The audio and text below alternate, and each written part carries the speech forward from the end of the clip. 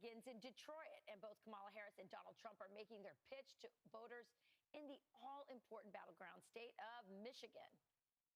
In this election, everything we have fought for years in this movement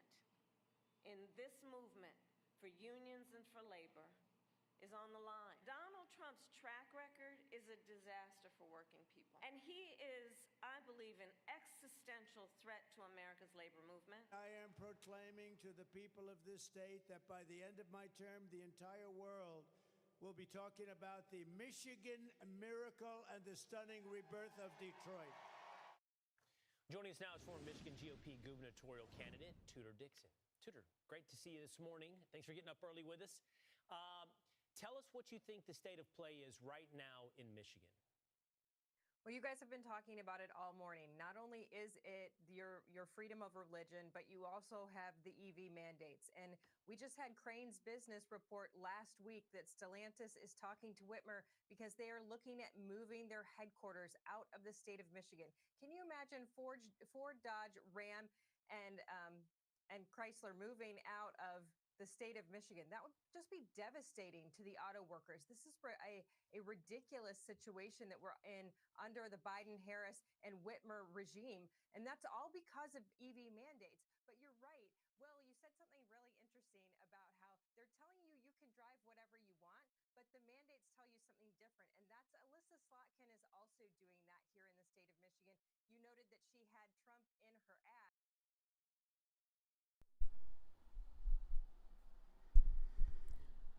Exactly. They claim, see, this is what the Democratic Party has been doing for decades upon decades. They say one thing, and remember when you were a little kid and you would lie on purpose or mislead somebody on purpose. And as a kid, what would you do? They would even show this on cartoons and TV shows as a tongue-in-cheek, funny gag of a joke, as you will. The kid would have his hands behind her back, with their fingers crossed. And that would denote that that person was purposefully being dishonest. This is what the Democratic Party has turned into, a party of blatant dishonesty, gaslighting. They pretty much tell you all the things that they claim they're against are what they are trying to do and implement behind the scenes with their proverbial fingers crossed behind their backs. You can't see that. They got to hide that from you. But you can't say they never told you because they're blatantly telling you when they're gaslighting you to your face. They're playing in the people's faces and they think we don't know what's going on. They go out of their way to say, oh no, we're doing it to save the environment, being pro-EV. Everybody doesn't have to have an electric car. No, that's not what we're doing. You'll always have a choice. You can buy a gas car if you want. That is a lie. They are trying to move in a direction to where you won't have a choice but to buy an electric car eventually, whether new, used, or whatever. Whether you rent it or whatever, they're trying to create an environment where the only cars available legally will be electric cars. And then those of you that still have gas-powered combustion engine cars, they will tax you double, triple, quadruple, quintuple a normal rate just for owning and operating that car. Because the goal is to make you be like, you know what, I can't even afford to drive this car up. They're taxing me up to my eyeballs. So I'm going to have to sell it or sell the parts or do whatever. That's their ultimate goal. So all of this global warming and all this climate change BS that's basically a grift. Let me tell you something. Elon Musk has the best electric cars on the market, in my personal opinion. Even he says you should have a choice if you want to buy an electric car or a gas car. It shouldn't be one or the other. See, they'll ignore what Elon says because right now they're going out of their way to hate Elon because him buying Twitter and unlocking it to where, conservative thoughts can now be heard and broadcasted, because before it was throttled down and shadow banned to the unknowable realm because you had a difference in opinion with these crazy left-wing lunatics. So they hate him for that now. And even he says, Mr. Best electric car on the market. They don't want to back him anymore. They were all slobbing all over his knob when he first busted on the scene with Tesla. They ran out and bought as many Teslas as they could. Now they're claiming, oh, well, I don't like Elon. I'm gonna sell my Tesla. I'm gonna get rid of my Tesla. Go ahead, you dummy. That's not going to help you in any kind of way because the people have woken up, no longer being sheep being led to the slaughterhouse. We can see what's going on. We see the habitual gaslighting from the left, from the Democrats. And this is why Kamala has been plummeting in the polls. Every time she opens her mouth, it just reveals another lie. But I digress. She's running for Senate, and now she's saying, I live on a dirt road. I can't have an EV, so I'll let you get whatever car you want. But she voted for those EV mandates. Right. Tudor, we were discussing even off camera and on the couch about this endorsement by this mayor, this Arab American mayor in Michigan. Tell us what that means. Is that an isolated case? What are you seeing in the Arab American community? Is that important, and could it swing things for Donald Trump? Absolutely, because what we're seeing right now is that there's kind of two factions in the Arab American community, one of which is saying they want to stay home. They don't want to vote for either. And the other is this group from Yemen who's saying we want to support Donald Trump. If we have the Arab American community come out and support Donald Trump in that way, that is a huge change for the state of Michigan. And it's definitely a huge change for Democrats in the state of Michigan. Also, you have to remember, these folks are listening when they mock religion as well. This is all about religious freedom. And when we talk about the Catholics have not only this week been offended by Kamala Harris, but also by Gretchen Whitmer.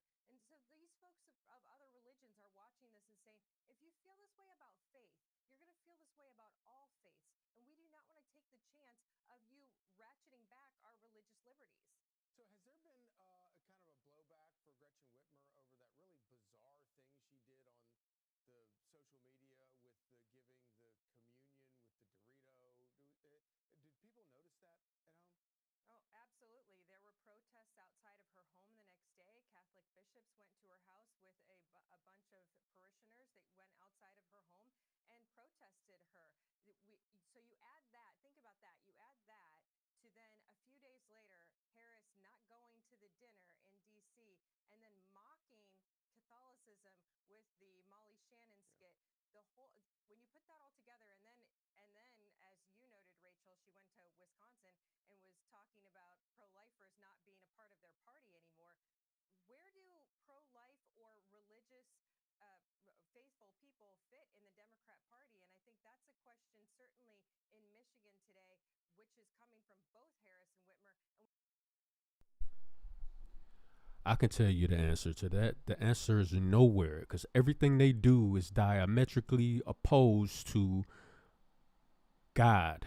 Everything they do, no matter what religious text you choose to read, you believe in, no matter what denomination you belong to, the Democratic Party goes against everything that's in those books, everything that's being taught, everything positive that's being taught throughout those religions.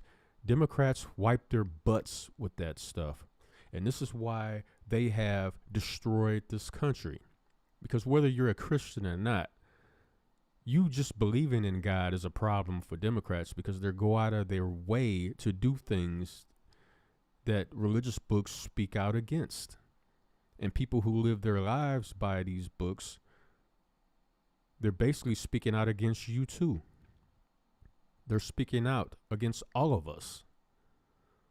Now, I don't belong to any denomination as far as Christian, Muslim, Jew, or anything like that, but I do believe in God. I do believe in a higher power. Yes, I do. So they're basically diarrhea crapping on me too. And they don't care. They're not even hiding it anymore.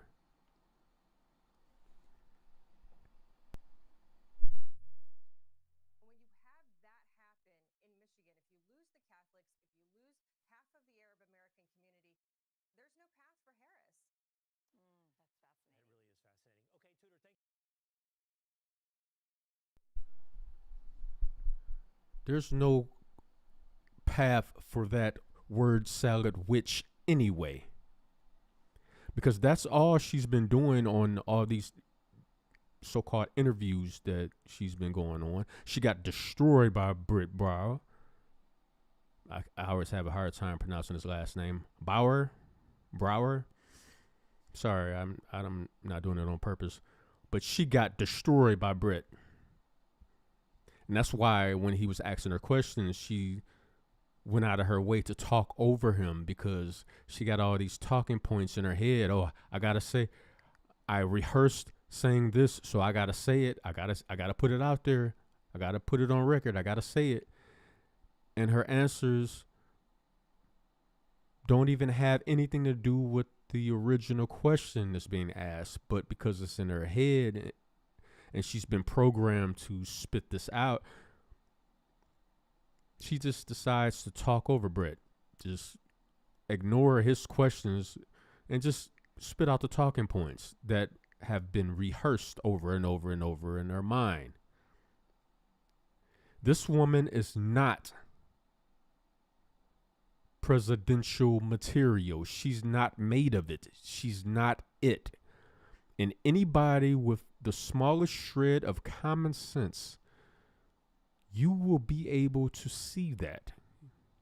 You don't have to be an expert and pay, know 100% of every small, minute detail that has to do with politics, but basic common sense will lead you in a direction to find the information about the person you're voting for. Just off of curiosity, you'll seek that out, even if it's two particular questions you want answered. And you're leaning towards, let's say you're leaning towards Kamala, but you have these two questions that needs to be answered. You can research that. Like Jay-Z said, Google is your friend, bruh. And as soon as you start researching and trying to figure out Kamala's stance on certain things and her answers to certain questions that you might have in your mind, you'll realize she never answers the question. And as soon as she gets nervous and realizes people are realizing, hey, you never answer questions that people have, questions that are presented to you straight out. You resort to, well, Donald Trump this and Donald Trump that. That's her default setting. Well, I don't have a legitimate answer to what's going on, so let me just crap on Donald Trump for half an hour and let me just run the clock out crapping on Donald Trump. Maybe they'll forget the question. No, we're not forgetting the question. We know you were the border czar. Joe Biden said you were. There's video of Joe Biden nominating you as border czar. So either you're horrible at your job at border czar, or you're great at it because all the illegal aliens that are coming in, maybe your job was to let them in all along. In that case, I guess you would be great, a great border czar, huh? But see, that's not what the American people want.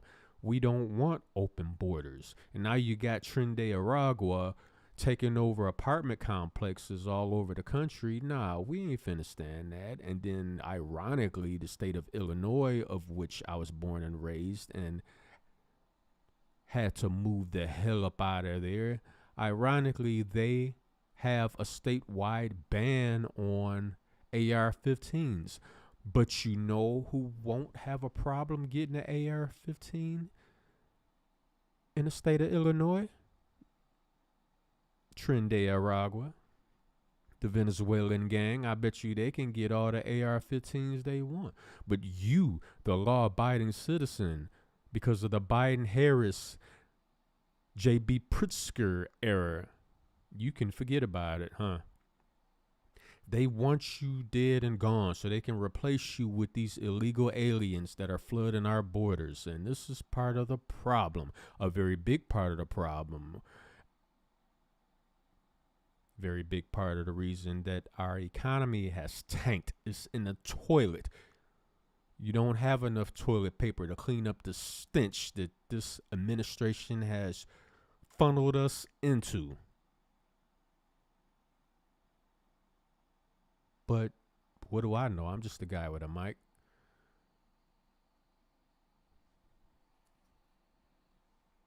Anyway, these are my thoughts. This is Red Blizzard 357. I ain't went nowhere. I'm still here seething at what I'm seeing going on in this country.